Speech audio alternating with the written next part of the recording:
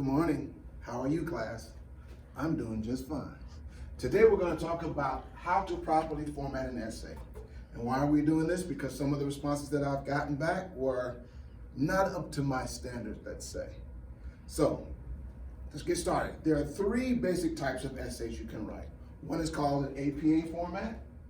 The second one's called the MLA format. And the third one's called the Chicago style. Now that all depends on the type of professor, teacher, lecturer, whatever. Whoever you're writing the paper for, they will most likely tell you what style that they want you to write in. But the most common style is called the APA, which stands for American Psychological Association. That's the most common format. And what does that mean? It's the introduction, the body, and conclusion format. In short, it says, tell me what you're going to talk about, tell me, and then tell me what you said. Again, tell me what you're going to talk about, tell me, and then tell me what you said. So, let's look at the different aspects of an essay. When you're writing an essay, you're going to start with your introduction. And your introduction has two basic parts. It could be longer or shorter depending on how many pages you have to write your essay. But for a very basic essay, you're going to have 2 points. The very first paragraph is what we call attention getter. You got to get the reader's attention. Now, you know me, if I have an essay in front of me and it's super boring, I'm not reading it. You're going to fail.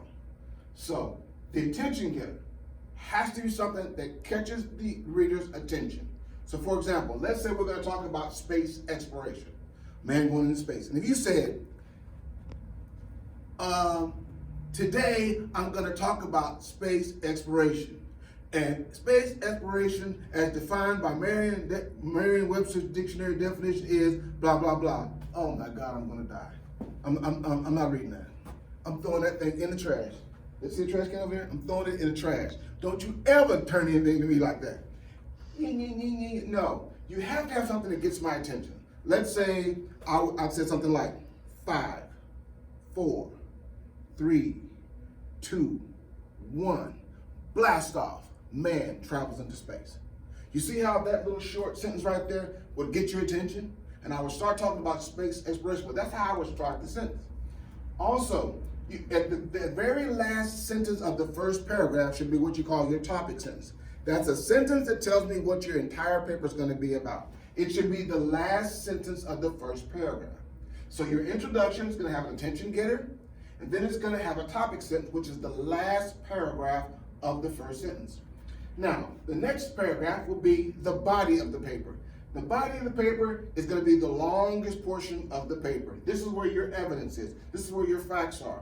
So if we're talking about space exploration, for example, I could use Kennedy's speech. Kennedy made a speech on September 12, 1962, where he said, man is going to go into space. Why? Not because it's easy, but because it's hard.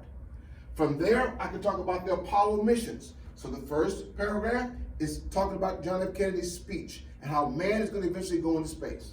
The second paragraph, or the second bullet point in that second paragraph, would be the Apollo missions. How many Apollo missions were there before we actually landed on the moon? Then thirdly, I could talk about the day man landed on the moon. Do you remember what day that was? Huh? I'm listening. You're not sick, just speak louder. Raise your hand. When did man land on the moon? Yes, that's right. July 20th, 1969. I'll leave it at that, okay? So we got fact number 1, fact number 2, and then you had man's landing on the moon. Now, from there, just in general, most bodies of a paragraph or body of a paper has 3 basic facts. Now, if you had to write a 4, 5, 10-page paper, all you would do is continue adding different facts in the body. So, for example, I put here, Hidden Figures. Remember the movie Hidden Figures? Well, here you can talk about the people who made space travel possible. You can talk about D, E, F, G. You can just keep on going until you fill up your entire paper. So you have 3 basic facts, and then if you have to go longer, you just add more facts in the body. Then you come down to the conclusion. The conclusion is a short summary. The first paragraph in your conclusion is a short summary of what the essay was. So you don't have to tell me the whole essay all over again, but just give me a short summary of the essay. And then at the bottom, the very last paragraph of your essay will be your personal thoughts or your commentary on what you wrote. Now, right here is unique. depending on the person that's reading the paper, some professors, some teachers don't want your personal opinion. If they don't, then you would write your short summary and then you write a concluding thought. But only if they tell you they don't want your personal opinion. So right here, this is basically your short summary of the essay, and your personal opinion goes right here. Not in the upper part. I don't want to hear your personal opinion up here. This is just your introduction, get my attention, and then all of the facts, summary, and then your personal opinion. This is a standard APA format. Remember, tell me what you're going to talk about, tell me, then tell me what you said.